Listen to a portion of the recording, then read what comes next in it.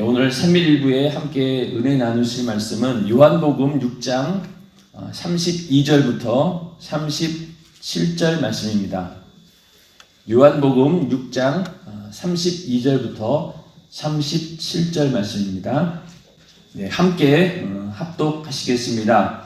예수께서 이르시되 내가 진실로 진실로 너희에게 이르노니 하늘에서 내린 떡은 모세가 준 것이 아니라 오직 내 아버지가 하늘에서 내린 참떡을 너희에게 주시나니 하나님의 떡은 하늘에서 내려 세상에서 생명을 주는 것이니라. 저희가 가로되 주여 이 떡을 항상 우리에게 주소서. 예수께서 가라사대 내가 곧 생명의 떡이니 내게 오는 자는 결코 주이지 아니할 터이요 나를 믿는 자는 영원히 목마르지 아니하리라. 그러나 내가 너희더러 이르기를 너희는 나를 보고도 믿지 아니하는도다 하였느니라. 아버지께서 내게 주시는 자는 다 내게로 올 것이요 내게 오는 자는 내가 결코 내어 쫓지 아니하리라. 아멘. 이 요한복음 6장 오늘 읽으실 본문 그 앞서 오병이어의 사건이 있습니다. 광야에서 예수님께서 물고기 2마리와 떡 5개로 5,000명을 먹이시는 그 놀라운 사건을 많은 사람들이 경험을 하게 됩니다. 그런 놀라운 이적을 경험하고 나서 거기 있던 많은 사람들이 예수를 이스라엘의 왕으로 추대하기 위해서 예수님을 막 쫓아갑니다. 그런데 예수님께서는 그 자리를 피해서 무리로 이제 걸어가셔가지고 피하셨는데 그 다음에 이제 또 예수님께서 오셔서 설교하는 내용이 바로 이 생명의 떡에 관한 내용이었습니다. 그렇게 예수님을 이스라엘의 왕으로 추대하려고 했던 이유가 무엇이었겠습니까? 바로 육신의 배고픔을 해결해 주었기 때문에 광야에서 아무것도 먹을 것이 없는 그 상황 가운데서 5,000명이나 먹을 수 있는 양식을 주었으니 이 예수라고 하면은 이 우리 이스라엘을 배부르게 할 수 있겠구나. 지금 로마로 인해서 압제를 당하고 고통을 당하고 있는 이 상황에서 이 나라를 새롭게 건설하고 또 이스라엘을 강대국으로 만들 수 있는 그런 능력 있는 자가 되겠구나. 그런 생각을 가지고 기대하고 예수를 왕으로 추대하려고 했습니다.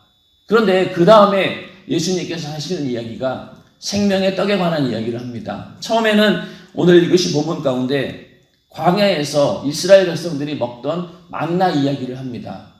이스라엘 백성들이 애굽에서 나와서 40년 동안 광야 생활을 합니다. 그리고 그 이스라엘 백성들이 거의 남녀노소 다 합치면은 200만 명이 되는 그런 숫자가 40년 동안을 광야에서 생활하는 동안 하나님께서 그들에게 먹을 양식으로 무엇을 주셨습니까? 하늘에서 만나를 내려주셨습니다.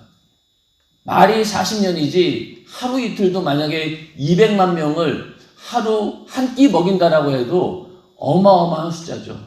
우리 연세중앙교회에서 흰도산 수양관에서 모였을 때 최고로 많이 모일 때 10,000명 모였다고 합시다. 그 10,000명 식사를 준비하기 위해서 얼마나 많은 손길이 필요하고 얼마나 많은 자재들이 필요합니까?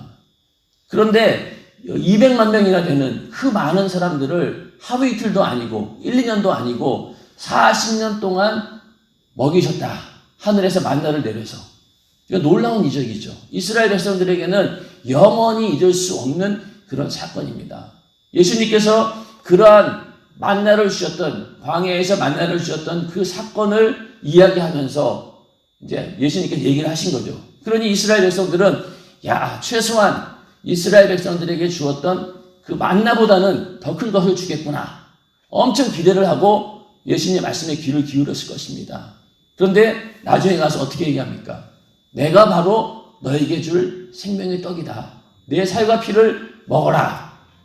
그랬을 때 그 말을 들은 이스라엘들이 어떤 반응이 나왔습니까? 예수를 환호하면서 우리가 기대했던 걸 주셨으니 감사합니다 그랬나요? 그렇지 않습니다. 오히려 실망하고 제자들 가운데 많은 사람들이 물러갔다라고 했습니다.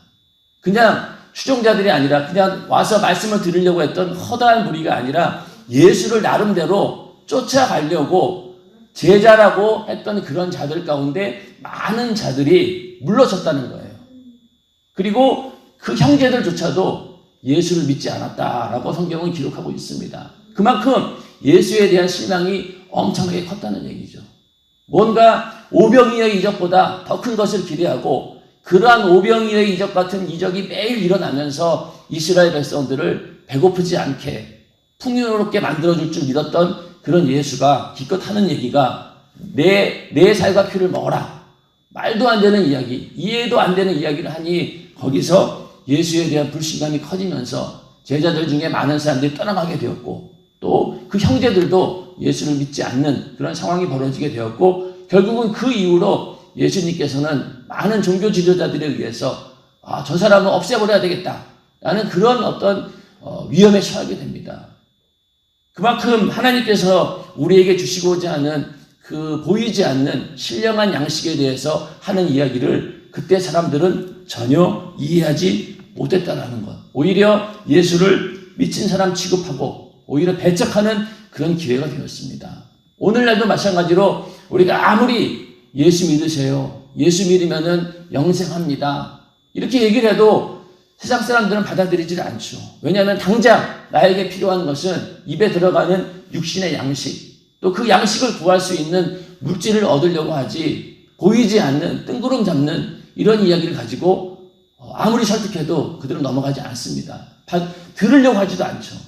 그만큼 하나님께서 우리에게 주시고자 하는 그런 생명의 양식은 눈에 보이지 않는 그런 것들입니다. 그러나 우리는 그 신령한 것을 발견한 자들이고 또 그 신령한 그 양식을 먹고 마시면서 생명을 유지하는 자들입니다. 그 축복을 받으신 분 아멘 하시기 바랍니다. 그렇기 때문에 그 생명을 얻기 위해서 우리가 오늘 이 자리에 모인 것이고 예배는 바로 그 하나님께서 우리에게 주시고자 하는 신령한 양식을 공급해 주는 그런 통로와 같은 그런 시간입니다. 예배 시간마다 하나님께서 주시는 신령한 양식으로 충만한 우리 모두가 되기를 주님의 이름으로 축원합니다. 하나님은 영원히 존재하시는 분입니다. 영원히 존재하시는데 자기 스스로 존재하시는 분이라는 거죠. 하나님은 스스로 존재하시는 분이다. 그 얘기 결국 뭐냐면은 하나님 스스로 생명이 있기에 그 생명 가지고 자기 자신의 그 생명으로 유지하여 가르치는 그런 분이라는 거죠. 하나님 외에 다른 천지 만물들은 어떻습니까? 하나님께서 주시는 그 생명으로 살아가는 존재이죠. 오직 하나님만 어느 것에 의존하지 않고 자기 스스로 가진 그 생명으로 사시는데 언제까지 사시느냐? 영원히 한도 끝도 없이 그렇게 사시는 분이 바로 하나님이신데 그 얘기는 결국 뭐냐? 하나님께서는 영원히 사는 그 생명으로 충만하시다는 겁니다. 그래서 그 하나님의 하나님께서 영원하시고 또 하나님께서 스스로 존재하신다라는 그 얘기는 그만큼 하나님의 생명이 영원토록 풍성하시다라는 그런 사실입니다. 우리가 하나님을 알고 또 하나님을 믿음으로 우리가 소망하고 하나님의 은혜를 받기를 간절히 원하는 것은 하나님께서 주실 수 있는 그 생명이 영원하기에 저도 끝없는 그런 생명이 있는 분이기 때문에 우리는 그 생명을 간절히 기대하면서 하나님 앞에 나오는 것이죠. 하나님의 그 사랑이 만약에 사람마다 나눠줄 수 있는 것이라고 하면은 그 자원이 제한되어 있어서 예를 들면은 100만 명 아니면 100억 명 밖에 줄 수 없다라고 하면 어떻게 되겠어요?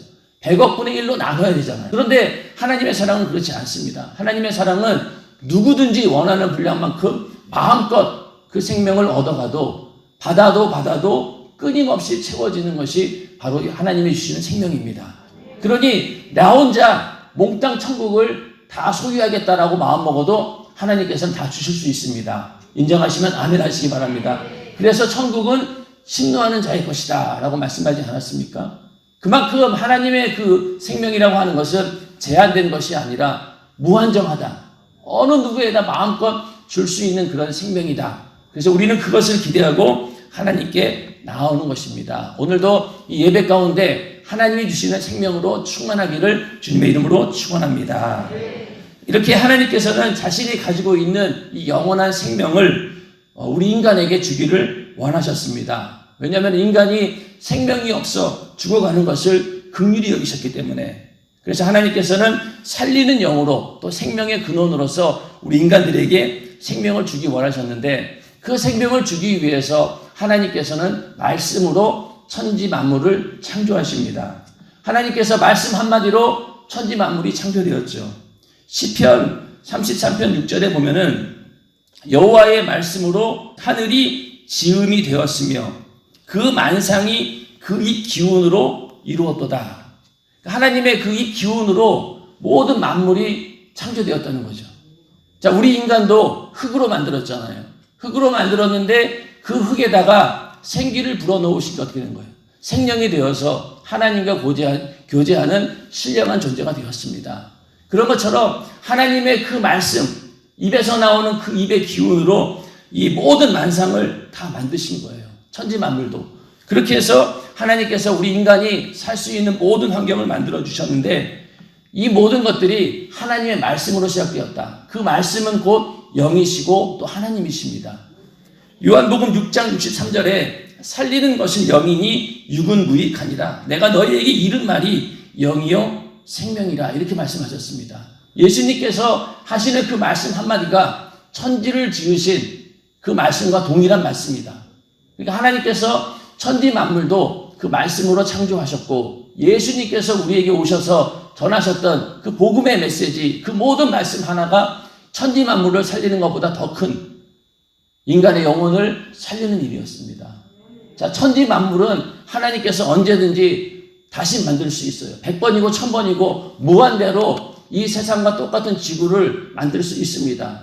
그러나 내 영혼을 구원하기 위한 그 구원의 역사는 한 번밖에 할 수가 없어요. 왜 그럴까요? 독생자, 예수는 하나밖에 없습니까?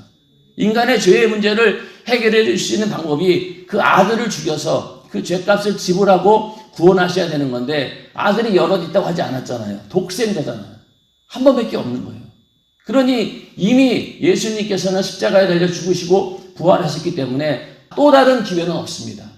그 얘기는 결국 뭐냐면은 천지 만물의 창조보다 더 큰 것이 바로 나를 구원하신 은혜입니다. 인정하시면 아멘 하시기 바랍니다.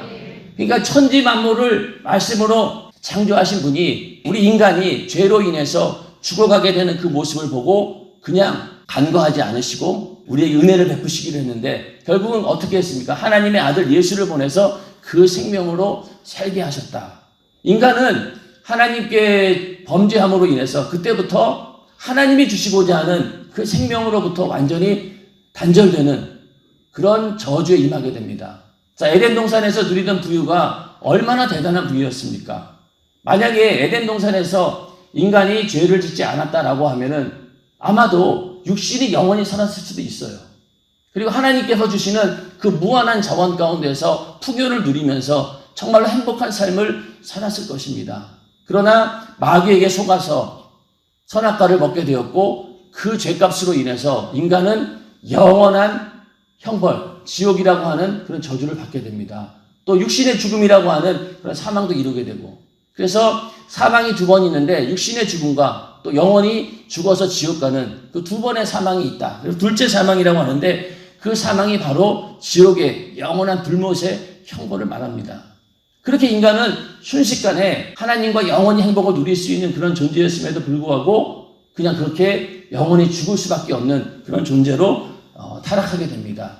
그때부터 인간에게는 무한한 자원이 있었는데 그때부터 제한된 자원으로 살게 되는 겁니다. 그 전까지는 먹는 일에 또 먹고 사는 일에 전혀 지장이 없었어요. 하나님께서 늘 공급해 주셨으니까. 그런데 범죄한 다음부터는 어떻습니까? 땀을 흘려야지, 노동을 해야지 먹을 수 있게 된 것입니다. 그 얘기는 뭐냐면은 그 자원이 제한되어 있다는 거예요. 자, 오늘날 우리가 열심히 일을 하는 이유가 무엇일까요? 남들의 어떤 경쟁에 뒤처지지 않고 어떻게든 살아남으려고 애쓰는 이유가 뭘까요? 제한된 자원 가운데서 내 몫을 어떻게든 많이 차지하려고 노력하는 과정입니다.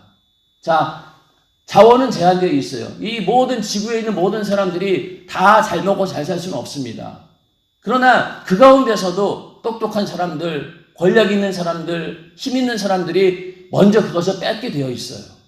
그러다 보니 오늘날 어떤 사람들은 먹는 것이 남아가지고 막 버리는 그런 상황이 있는 반면에 어느 곳에서는 한 끼 식량이 없어서 굶어 죽어가는 그런 현상들이 있지 않습니까? 그건 결국 뭐냐? 이 하나님께서 주시는 그 자원이 한계가 있다는 겁니다. 그러니 이제는 공평하게 나눌 수가 없어요. 누군가가 싸워서 그것을 얻어내는, 빼앗아내야 되는 그런 상황이 된 것입니다. 그게 바로 아담의 죄로 인해서 인류에게 주어진 형벌이 되는 거죠. 그러니 하나님의 자원은 무한정이었었는데 이제는 그 자원의 한계에 딱 갇히다 보니까 그걸 얻기 위해서 더 땀을 흘리고 노력을 해야지만이 얻을 수 있게 되었다는 것. 그리고 그 제한된 자원 가운데서 살다가 육신이 죽고 나서 그걸로 끝나면 좋은데 죽은 다음에 죄값은 사망이라고 했기 때문에 그 죄값으로 인해서 영원한 지옥의 형벌을 받아야 되는 그런 처지가 바로 인간의 신세입니다. 다행히 우리는 그 신세에서 벗어나서 하나님께서 우리에게 주신 그 예수의 생명으로 지옥에서 나온 사람들입니다. 얼마나 우리에게 큰 축복을 주신 겁니까? 그 지옥에서 우리를 살릴 수 있는 그 생명이라고 하는 것은 이 세상에서 어느 것으로도 할 수 없죠. 많이 공부한다고 우리 영혼을 구원할 수 있습니까? 또 많은 돈을 가지고 있다라고 해서 우리 영혼을 구원할 수 있습니까? 안 되죠. 아무것도 할 수 없어요. 오직 하나님의 아들 예수께서 내 대신 내 죄를 대신하여 피 흘려 죽으시고 그 피값으로 우리를 구원해 주시는 방법. 그래서 그 지옥에서 건져낼 수 있는 방법은 바로 하나님의 아들 예수 그리스도의 죽음 외에는 아무것도 할 수 없다는 겁니다. 그래서 예수님께서 내가 곧 길이요 진리요 생명이다. 아버지께로 가기 위해서는 나를 통해 가야 된다. 오직 예수만이 길이고 진리고 생명이다. 이렇게 말씀하셨습니다. 다른 방법이 없다는 거예요. 생명을 얻을 수 있는 길은. 하나님께서는 그러한 생명을 우리에게 주기 위해서 예수를 보내주셨고 그 예수를 통해서 내 영혼이 살 수 있도록 인도해 주셨습니다. 이 땅에서 우리가 아무리 맛있는 음식을 많이 먹고 양식을 배불리 먹는다라고 해도 먹고 나면은 또 금방 배가 고프죠. 오늘 막 어디 가가지고 엄청난 그런 맛있는 것을 먹었어요. 그러나 시간 지나고 나면은 똑같이 또 허기가 집니다. 비싼 거 먹고 와서 배고프면은 더 억울해요. 그냥 대충 먹었는데 배고프면은 내가 맛있는 건 안 먹고 대충 먹어서 배고프겠구나 했겠지만은 굉장히 좋은 음식을 먹었는데 금방 배고프면은 괜히 화가 납니다. 이거 돈도 투자하고 굉장히 많은 대접을 받았는데 먹고 나니 이거 더 허무하네. 그런 것처럼 아무리 좋은 음식을 먹어도 때가 되면은 또 허기가 지게 되고 그럼에도 불구하고 오늘날 많은 사람들이 어떻게 하면은 좀 더 맛있는 거 또 내 배를 채울 수 있는 그런 것들이 어디 있을까 찾아다니면서 오직 육신의 어떤 양식을 얻기 위해서 노력하고 또 그것을 위해서 사는 사람들이 굉장히 많습니다. 그러나 그 양식은 아무리 먹어도 어떻습니까? 결국은 육신의 때에 내 생명을 내 목숨을 조금만 유지해 주는 데 필요한 것이지 그것을 내 목숨을 연장시켜 주는 일에는 도움이 안 됩니다. 그 아무리 많이 먹고 아무리 잘 먹어도 한 번 죽는 것은 사람에게 정하신 것이기 때문에 그 죽음을 피할 길은 없다는 것이죠. 그러나 많은 사람들은 오늘날 육신이 먹는 그 양식이 그것이 다있냐, 그것만 배부르면은 모든 것이 해결되느냐 알겠지만 그렇지 않다는 거죠. 우리에게 필요한 것은 육체가 사는 수단, 그 양식뿐만 아니라 더 필요한 건 무엇이냐? 영원히 사는 양식이 우리에게 절실히 필요하다. 왜 그럴까요? 우리는 그 영원한 양식이 없어서 죽은 다음에 영원한 지옥에 가야 되기 때문에 그걸 피하는 길은 오직 우리에게 영원한 양식이신 예수가 있어야 된다는 것입니다. 그러니까 우리는 사라질 그 육신의 목숨을 잠깐 연장하는 수단에 불과한 그런 것들에 우리 인생의 모든 것을 거는 것이 아니라 영원한 생명을 주시는 예수를 위해서 사는 우리 인생을 거기에다 거는 우리의 삶이 되시기를 주님의 이름으로 축원합니다. 오늘 읽으신 본문 가운데 6장 32절에 예수께서 이르시되 내가 진실로 너희에게 이르노니 하늘에서 내린 떡은 모세가 준 것이 아니라 오직 내 아버지가 하늘에서 내린 참떡을 너희에게 주시나니. 이 얘기는 결국 뭐냐면은 예수 그리스도 자신의 살과 피를 영생하는 양식으로 주시겠다라는 그런 말입니다. 하나님 말씀을 우리가 듣고 어느 정도 나의 성품의 변화는 일어날 수 있어요. 인격적인 변화도 일어날 수 있습니다. 물론 하나님 말씀이 아니더라도요. 세상에서 좋은 교육을 받게 되고 또 좋은 환경 가운데 살다 보면은 그 사람의 인격이나 성품이 굉장히 좋게 만들어줄 수 있죠. 그러니까 많은 교육을 시키는 거 아니겠습니까? 그러나 하나님 말씀도 물론 말씀을 통해서 우리가 그런 것들을 얻을 수 있죠. 하나님 말씀 듣고 내 성격도 변하고 내 성품도 변하고 내 인격이 변화되는 거 얼마든지 있을 수 있는 일입니다. 그러나 그것으로 끝나는 것이 아니란 얘기죠. 하나님 말씀은. 하나님 말씀을 듣고 만약에 내가 내 어떤 인격을 바꿔야 되겠다. 나의 삶의 스타일을 바꿔야 되겠다. 그렇게 그것만을 목적으로 한다라고 하면은 그 사람은 실패자이고 다 하나님이 주시고자 하는 생명을 다 얻은 건 아니란 얘기입니다. 하나님께서 우리에게 궁극적으로 주기를 원하시는 것은 인격의 변화, 성품의 변화도 아니고 무엇보다도 내 영혼이 지옥에서 구원받는 것. 그것이 제일 첫째 목적입니다. 그렇게 영혼이 구원받은 자가 그 다음부터 하나님 말씀으로 그리스도인으로서 인격이 변화되고 성품이 변화되어서 예수를 닮아가는 것, 그것을 하나님은 원하시는 것이지 영혼의 구원 없이 만약에 예수를 믿고 교회 다니면서 내가 인격적으로 변화되어야 되겠다, 내가 인격의 수양이나 해야 되겠다라고 한다면은 방향이 잘못된 거란 거죠. 오늘날 많은 사람들이 교회 다니는 것을 그저 그 정도의 수준으로 아는 사람들이 굉장히 많습니다. 코로나 바이러스 사태가 터지고 나서 기독교가 드리는 예배를 가지고 너무 쉽게 생각합니다. 우리가 드리는 예배는 하나님의 생명이 공급되느냐 안 공급되느냐, 그 얘기는 그 생명이 차단되면은 어떻게 된다고 했어요? 우리는 지옥에 갈 수밖에 없는 신세잖아요.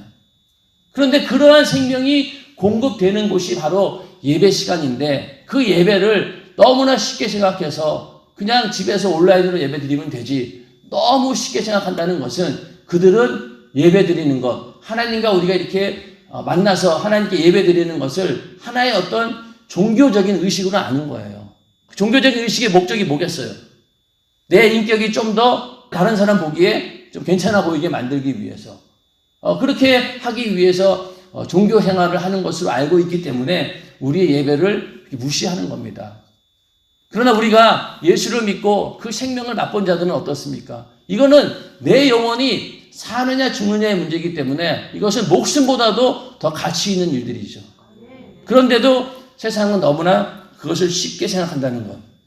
그러나 우리는 하나님께서 주시고자 하는 그 생명이 과연 무엇이냐? 바로 내 인격의 변화, 내 삶의 변화, 이런 걸 떠나서 가장 먼저는 내 영혼을 구원하는 것. 그것이 최고의 궁극적인 목적이다. 우리는 그 목적을 달성하기 위해서 우리는 신앙생활을 하는 것입니다. 그래서 신앙생활의 목적이라고 하는 것은 이 땅에서 내가 어떻게 잘 먹고 잘 사느냐, 남들보다 좀 더 지혜롭게 사느냐, 이런 문제가 아니라 내 영혼이 사느냐 죽느냐, 지옥이냐 천국이냐, 이 문제가 결정되는 그런 상황이기 때문에 신앙생활은 목숨보다 더 귀한 것이고, 또 내가 목숨을 다 걸고라도 지켜야 될 것이 바로 우리의 신앙인 줄로 인정하시길 바랍니다. 그래서 이 예수께서 주시고자 하는 그 생명이 바로 하늘에서 내려오는 떡이다. 이것은 세상이 줄 수 없는 거예요. 세상의 학문이나 세상의 여러 지혜들이 있지만은 그런 것들로는 절대로 줄 수 없는 그런 생명이기 때문에 하늘에서 내려오는, 아버지께서 하늘에서 내린 참떡이라는 거죠. 하늘로부터 공급되어 오는 겁니다. 예수님께서도 말씀이 육신이 되어 이 땅에 오셨잖아요. 만약에 예수님께서 이 땅에서 육신의 혈통을 타고 태어났다라고 하면은 그것은 신령한 참떡이 아니죠. 그러나 하늘에서 말씀이 육신이 되어 오셨기 때문에 우리에게 생명을 줄 수 있는 것입니다. 그러므로 우리는 하늘에서 내려오는 그 생명을 간절히 사모하는 자들입니다. 또 이것은 하나님께서 우리에게 주시고자 하는 하나님의 뜻입니다. 요한복음 6장 38절부터 40절에 보면은 내가 하늘로서 내려온 것은 내 뜻을 행하려 함이 아니요 나를 보내신 이의 뜻을 행하려 함이니라. 나를 보내신 이의 뜻은 내게 주신 자 중에 내가 하나도 잃어버리지 아니하고 마지막 날에 다시 살리는 이것이니라. 내 아버지의 뜻은 아들을 보고 믿는 자마다 영생을 얻는 이것이니 마지막 날에 내가 이를 다시 살리리라 하시니라. 하나님의 뜻은 어디에 있느냐? 바로 우리가 예수 믿고 영생하기에 거기에 있다는 거죠.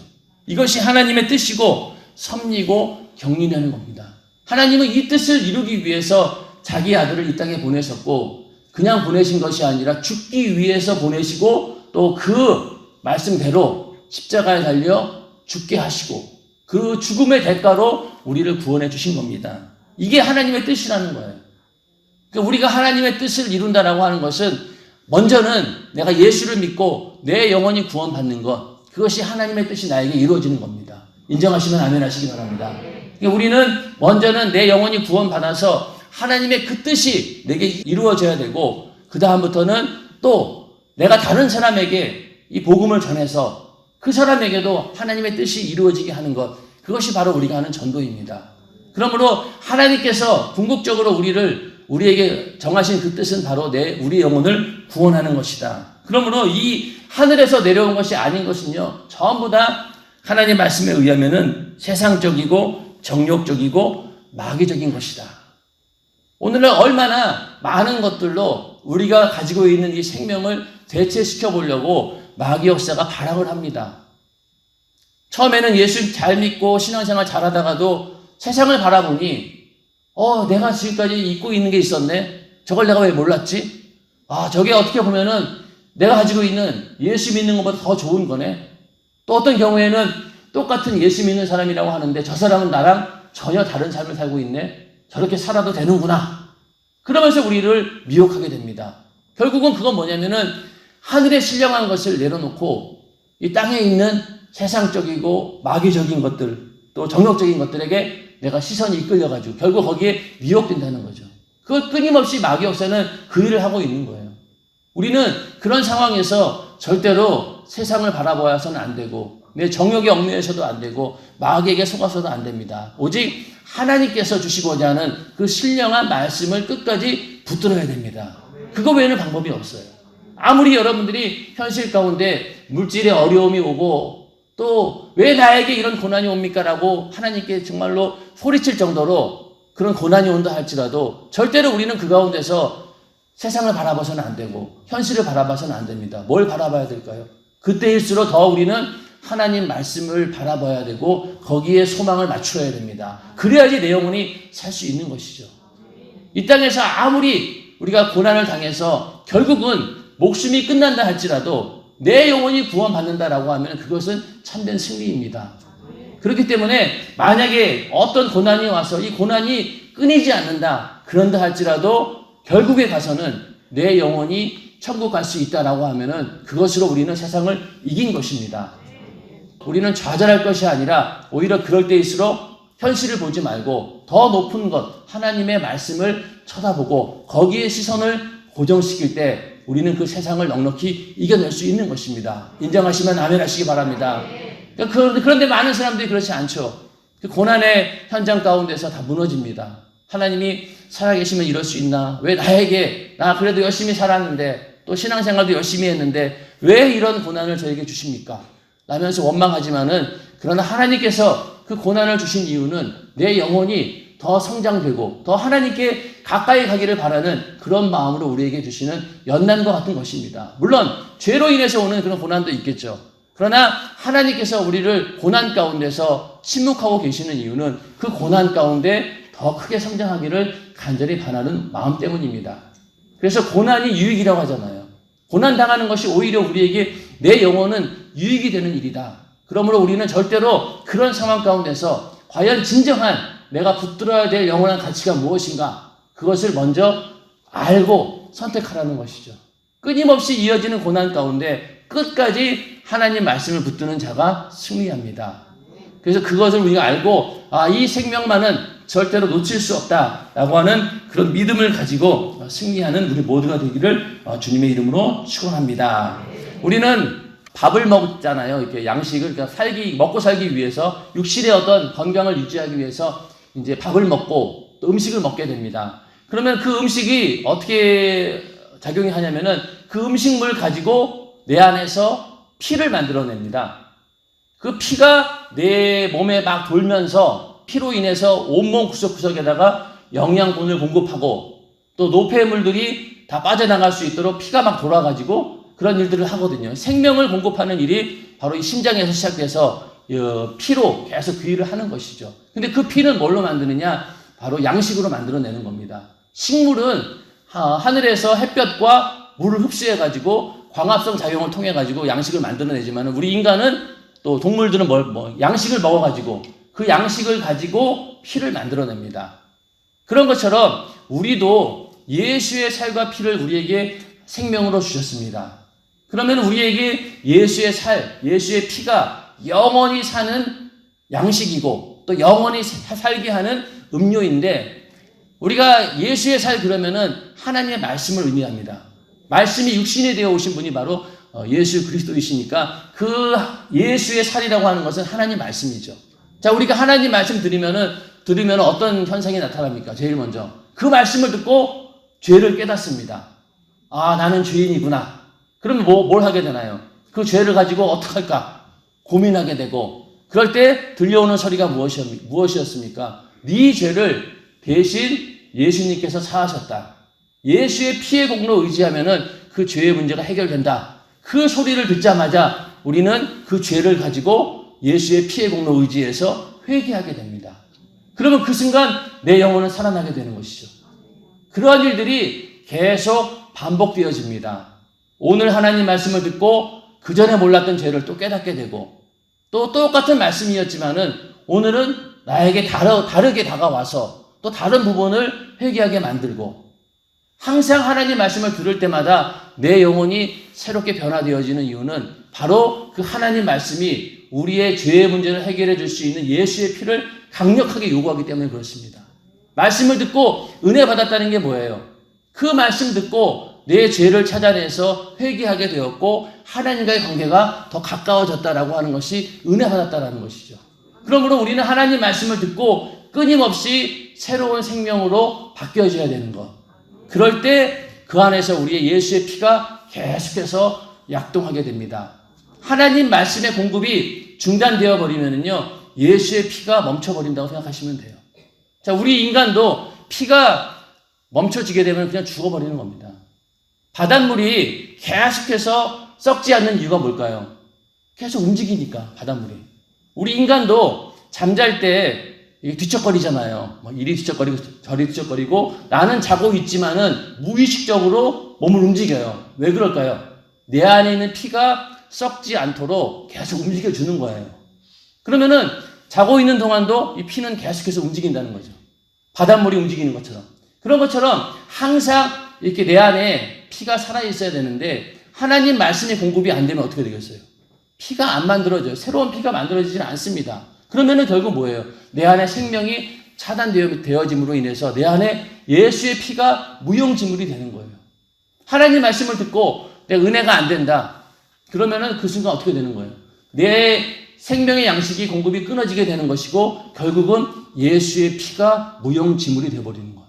하나님 말씀을 암만 들어도 내 안에 있는 죄를 찾지 못하고, 오히려 그 말씀 들을 때마다 더 내 의가 드러나고, 말씀 들으면서 아, 저거는 누가 들어야 되는데, 저건 누가 들어야 되는데 하면서 나만 싹 빠져나가면 어떻게 되겠어요?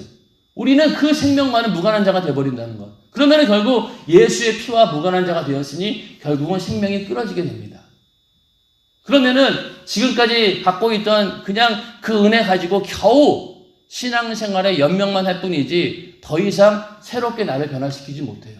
동력이 없습니다. 다 잃어버린 거예요. 그러므로 우리는 하나님 말씀을 들을 때마다 그 말씀 듣고 새롭게 내 죄를 발견하고, 또 뜨겁게 회개하면서 또 예수의 피의 공로를 내가 듬뿍 또 취하게 되고, 그로 인해서 또 거룩함으로 인해 성령으로 충만해지고, 그러면서 하나님 말씀이 또 우리에게 주는 은혜가 무엇입니까? 영원의 때를 향해 소망하게 만들죠. 하나님 말씀을 들으면 들을수록 우리는 이 땅의 소망보다는 하나님의 나라, 영원한 천국을 소망하게 됩니다. 그리고 이 땅의 것들로 채워지지 않는 그런 것들을 하나님 말씀 들을 때마다, 아, 세상 것보다 훨씬 더 가치 있는 것들이구나. 이것만이 나의 절대적인 소망이 될 수 있겠구나. 그러면서 하나님 말씀을 들으면 들을수록 우리의 천국에 대한 소망도 커지고, 영원의 때의 부유를 간절히 소망하게 되고, 나는 죽으면은 영원히 부활한다. 하나님께서 나를 이 죽음 가운데서 살리신다라고 하는 그런 믿음이 더 커지지 않습니까? 그러므로 하나님 말씀은 우리에게 예수의 피를 요구하는, 죄를 찾게 해주고, 또 영원한 천국에서 살기를 간절히 원하는 그 소망을 계속해서 불어넣어주는 겁니다. 그렇기 때문에 영혼의 양식이 되는 거예요.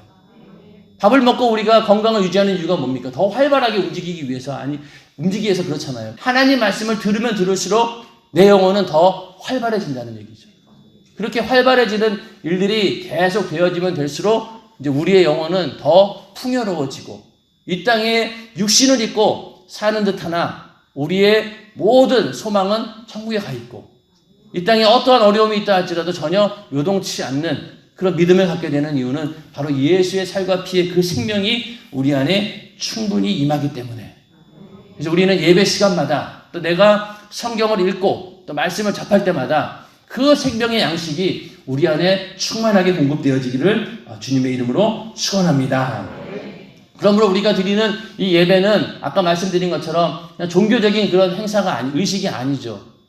이거는 하나님께서 우리에게 주시는 그 생명을 공급받는 그런 시간입니다. 그러므로 우리가 교회에서 예배를 드리든 또 가정에서 예배를 드리든 또 어떤 처소에서 예배를 드리든 간에 하나님께서 지금 나에게 생명을 공급해 주신다라는 그런 믿음을 가지고 그 예배하는 자리에 임해야 됩니다. 그래야지만 그 생명을 놓치지 않는 거죠. 하나님께서는 분명히 지금 이 순간 우리에게 하실 말씀이 있고 또 우리에게 주실 생명이 있다는 겁니다. 여기도 많은 분들이 앉아있는 분들 가운데 이 말씀을 듣고 어떤 분들은 굉장히 큰 은혜를 받아요. 왜냐하면 이게 나에게 해당하는 말씀이었구나. 그럴 정도로, 그리고 어떤 사람은 또 전혀 감동도 안 되고, 이게 들려오지 않습니다. 그런 경우가 있죠. 그러나 어떤 예배에 있든 간에, 어떤 자리에 있든 간에 우리는 하나님의 그 음성이 내 심령 가운데 살아있는 하나님 말씀의 목소리로 들려야 됩니다. 성령께서 나에게 강권적으로 외치는 그 소리로 들을 수 있어야지만이 우리는 신앙생활에 성공할 수 있고 우리가 갖고 있는 믿음을 끝까지 유지할 수 있는 비결은 하나님 말씀이 내 귀에 계속해서 들려져야 됩니다. 많은 분들이 그 하나님 말씀이 들려지지 않는 이유에 대해서 외부에서 원인을 찾아낸다는 거죠. 환경이 이렇기 때문에 또 교회에서 설교하는 목회자가 이렇기 때문에 이런 저런 이유로 자꾸만 외부에서 그 원인을 찾으려고 하다 보면 문제가 생기는 겁니다. 그 원인은 다 어디에 있는 거예요? 나에게 있어요. 나에게 있습니다. 여러분들 예배 드리기 전에 한 5시간 기도하고 말씀 들어보세요. 그러면 앞에서 아무리 시원찮은 설교자가 설교를 해도요, 그냥 은혜가 돼요. 찬송만 불러도 막 눈물이 뚝뚝 떨어집니다. 그건 뭐예요? 결국은 모든 문제는 어디 있다는 거예요? 나에게 있는 거예요. 내가 은혜 받을 준비가 되어 있고 하나님 말씀을 받을 그런 사모하는 마음이 있고 또 하나님 말씀을 받을 수 있도록 준비가 잘 되어 있다라고 하면은 하나님께서는 어떠한 자리에서든지 무제한으로 축복해 주시는 분입니다. 우리에게 주시는 그 생명은 끝이 없어요. 천국은 침노하는 자의 것이라고 말했잖아요. 누구든지 앞서서 많이 침노해갈 수 있도록 엄청난 자원이 있다. 무한정이 있다는 거죠. 천국을 내가 다 소유할래 이렇게 마음먹어도 줄 수 있다는 겁니다. 우리는 그런 사모하는 마음 가지고 하나님께서 우리에게 주시는 생명을 어느 곳에서도 놓치지 않고 다 내 것으로 소유하는 그런 신령한 축복자가 되기를 주님의 이름으로 축원합니다. 그러므로 우리는 끊임없이 하나님과의 그 생명을 얻기 위해서 하나님 말씀대로 살아야 됩니다. 일단은 이게 기본이 되어야 돼요. 싫든지 또 불편하든지 하여튼 마음에 내키든 안 내키든 일단은 우리는 하나님 말씀이라고 하는 그 생명선을 먼저 타야 되는 거예요. 거기에서 떨어지지 않고 일단은 그래야지만이 그 다음에 일이 이루어지는 것이지 거기에 올라타지 않고는 절대로 우리의 생명을 유지할 수 없습니다. 먼저는 올라타야 돼요. 그 생명줄을 잡아야 된다는 얘기입니다. 그리고 그 가운데서 죄를 이기고 또 거룩하게 살려고 노력해야 됩니다. 왜 그럴까요? 이 모든 이유는 나 같은 자, 지옥에서 영원히 쓰레기처럼 죽어 마땅할 그런 자인데 하나님께서 은혜를 베푸셨어요. 자기 아들을 죽여서 우리를 살려주셨잖아요.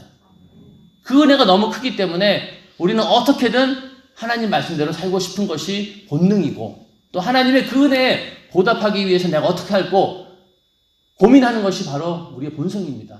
인간이라면 그렇게 된다는 얘기죠. 그런 마음을 가지고 우리는 하나님 말씀대로 살고 또 거룩하게 살려고 노력해야 된다는 거예요. 근데 그 모든 것들이 이 세상 것들로는 안 된다. 오직 예수로만 가능한 일이다. 예수로 사는 우리 모두가 되기를 주님의 이름으로 축원합니다. 그 예수님께서 우리에게 주고자 하는 그 생명은 이 땅에서 육신의 음식을 먹고 사는 그런 정도가 아니라 내 영혼이 영원히 사는 생명의 양식이기 때문에 그런 생명 주신 그런 주님께 감사하면서 신령과 진정으로 예배하며 또 죽도록 충성하는 우리 모두가 되기를 주님의 이름으로 축원합니다. 이렇게 이 땅에서 그 생명으로 살다가 육신이 끝난 후에 생명 주신 주님과 함께 고통이 없는 저 천국에서 영원히 그 풍성한 생명을 누리는 우리 모두가 되시기를 주님의 이름으로 축원합니다. 시간 기도하겠습니다. 기도할 때 주님 우리에게 주신 그 생명 그렇게 주기를 간절히 원했건만 우리는 그것을 내 것으로 인정하지도 않았고 또 들으려고 하지도 않았습니다. 주님 어두워진 내 눈을 열어주시고 이 귀머거리 같은 이 귀를 열어주셔서 하나님 말씀 들을 때마다 내 안에 생명으로 넘쳐날 수 있도록 역사하여 주시옵소서. 이 시간 그동안 하나님 말씀을 내가 듣고도 그 말씀을 생명으로 여기지 못했던 그런 나의 죄를 용서하여 주옵시고 늘 예배 때마다 어느 곳에서든 하나님 말씀을 접할 때마다 그것이 나에게 내 영혼을 살리는 생명이 될 수 있도록 주여 역사하여 주시옵소서라고 기도하시고 여러분들이 가지고 있는 문제들을 위해서 또 특별히 오늘 말씀을 전하는 담임 목사님의 영육간의 강건함을 위해서도 이 시간 함께 기도하겠습니다. 주여 삼창하시고 기도하겠습니다. 주여! 주여! 주여!